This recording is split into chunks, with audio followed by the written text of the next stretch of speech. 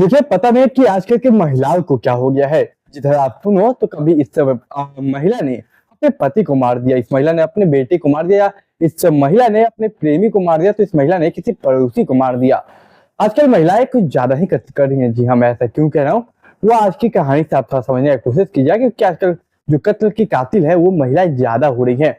नमस्कार, मेरा नाम है विवेक सिंह और एक नई सच्ची कहानी में आपका स्वागत करता हूँ। आज की जो कहानी है, एक महिला ने एक डीजीपी का कत्ल कर दिया। जी हाँ, ज्यादा समय ना गवाते हुए सीधा कहानी की ओर बढ़ते हैं। आज की हमारी जो कहानी है वो कहानी है कर्नाटक की राजधानी बेंगलुरु की। कर्नाटक की राजधानी बेंगलुरु का एक जो पुलिस सेंटर कॉल नंबर होता है, कॉलिंग नंबर, इस पे पब्लिकली फ्री होता है, वो नंबर है 112। इस पे कॉल जाता है 20 अप्रैल साल 2025 को, और यह बताया जाता है कि लगभग ये कॉल थी लगभग 4:30 बजे की। बताया जाता है कि एक HSR लेआउट थर्ड फ्लोर के मंजिल पे एक मकान है, जो कि थर्ड फ्लोर है, 3 मंजिले मकान है। उसके ग्राउंड फ्लोर पे एक व्यक्ति की लाश गिरी है, और वो व्यक्ति कोई ऐसा व्यक्ति नहीं, बल्कि वो एक राक्षस है। आज एक राक्षस का अंत हो गया। फोन, ये जो पुलिस सेंटर कंट्रोल रूम था वहां का, वो फोन वहां के नजदीकी थाने को कांटेक्ट करता है और बोलता है कि आपके इलाके में यहाँ पे तीसरी मंजिले 3 मंजिले मकान में एक व्यक्ति की लाश पड़ी, जाके देखिए आखिर मामला क्या है।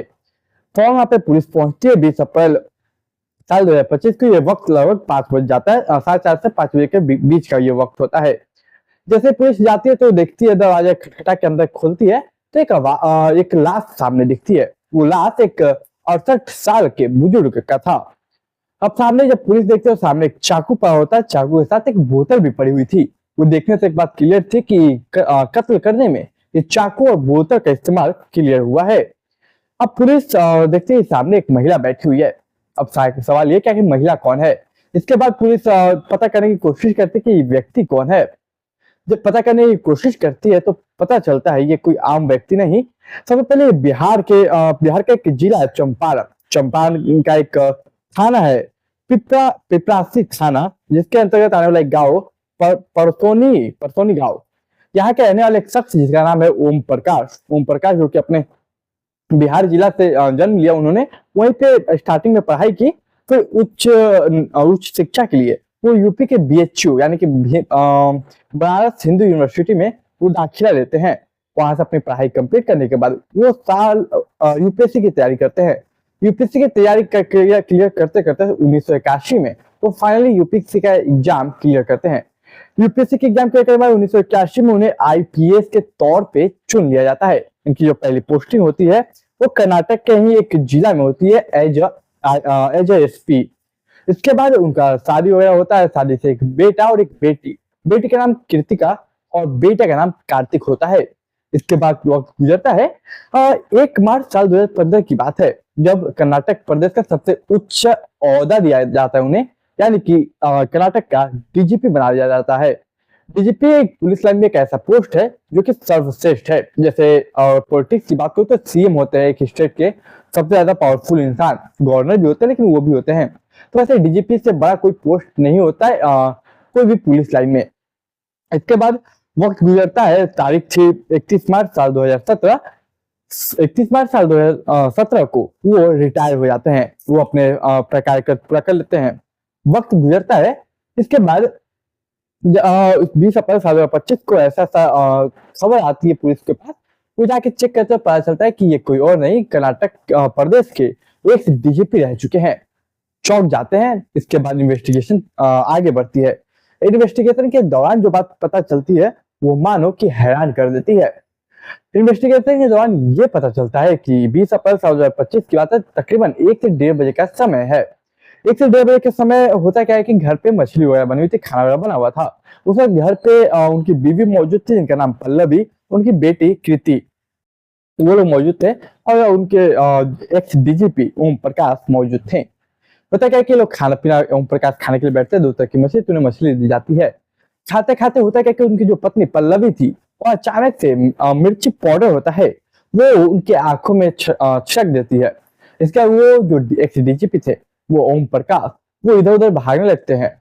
अब अचानक उन्हें क्या होता है पता नहीं, लेकिन पल्लवी के बगल में चाकू रखी हुई थी। वो बिना देखे, बिना सोचे, बिना समझे फौरन एक के बाद एक उनके पेट में वार करते जाते हैं। उस चाकू से लगभग 12 वार करती हैं। इससे अभी तसल्ली में तो वो बोतल का इस्तेमाल करते हैं उन्हें मारने में। जब वहीं पे फिर बैठे रहते हैं, जब उन्हें तसल्ली जब तक नहीं हो जाता तब तक वो बैठे रहते कि वो मरे या नहीं। जब उन्हें तसल्ली होता है तब वहां से हटती हैं।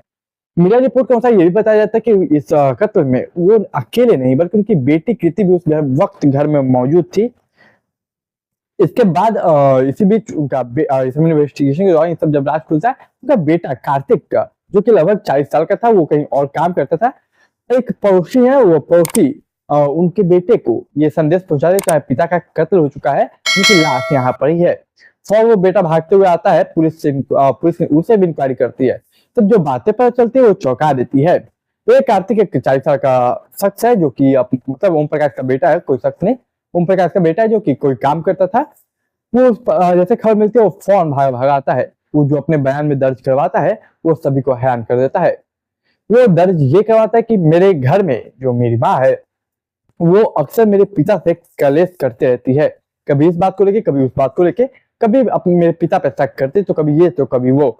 वक्त गुजरता होता क्या है कि अभी हाल ही की बात है, एक हफ्ते से कलेश कुछ ज्यादा बढ़ गया था। अभी रिसेंटली ओम प्रकाश वो अपने पिता के बारे में बताता है कि मेरे पिता मेरी बुआ के घर यानी कि ओम प्रकाश अपनी बहन के घर चला जाता है एक हफ्ते पहले, क्योंकि उसे इनसिक्योरिटी महसूस होती है, असुरक्षित महसूस करता है अपने घर में। अब इसके बाद वो अपनी बहन के घर चला जाता है, यानी कि ओम प्रकाश अपने बहन के घर। इसके बाद देखिए होता क्या कि 2 दिन पहले की बात है, यानी कि 20 अप्रैल से 2 दिन पहले लगभग 18 मार्च की बात है, जब उनकी खुद की बेटी कृति खुद अपने बुआ घर जाती है, अपने पिता को जिद करके वापस लाती है। उसके पिता वापस आ जाते हैं। इसके बाद 2 दिनों में ऐसा कत्ल को अंजाम दिया जाता है। बताता है कि मेरी माँ और मेरी बेटी ने मिलकर ऐसा किया है। इसके बाद एक मीडिया रिपोर्ट के अनुसार ये भी है कि उस दिन जिस दिन कत्ल हुआ 20 अप्रैल साल 2025 को 20 अप्रैल साल 2025 को एक वीआईपी सिक्योरिटी के एक इंस्पेक्टर थे, वो एक्स डीजीपी ओम प्रकाश से मिलना चाहते थे। उन्होंने एक्स डीजीपी ओम प्रकाश को कॉल किया कि सर मैं आपसे मिलना चाहता हूँ।